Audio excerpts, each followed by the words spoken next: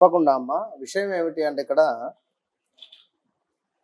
సంకటహర చతుర్థి అంటేనే మనకు సంకటాల నుండి విముక్తి కలిగించేటువంటిదే సంకటహర చతుర్థి కనుక మరి అలాంటి సంకటహర చతుర్థి మనకు పౌర్ణమి నుండి 3 లేదా 4వ రోజు రావడం జరుగుతుంటుంది ప్రతి నెలలో కృష్ణపక్షంలో. మరి ఈ యొక్క కృష్ణపక్షంలో వచ్చేటువంటి యొక్క సంకటహర చతుర్థిని ఎంతో సింపుల్గా చేసుకోవచ్చు ఇంట్లో, సింపుల్గా. మరి ఇంకా భారీగా కానీ ఇంకా అద్భుతంగా చేసుకునేటువంటి పద్ధతి ఉంది. కానీ ఇప్పుడు మనం చెప్పేది ఏమిటి అంటే అందరూ కూడా ఇంట్లో చేసుకునేటువంటి విధి విధానము. అయితే ఇక్కడ ఒక 3 నెలలు లేదా మనకు 11 నెలలు 21 నెలలు ఈ విధంగా చేయాలి. మధ్యలో ఏదో 1 నెల లేదా 4 నెలలు ఇలా ఉండదు.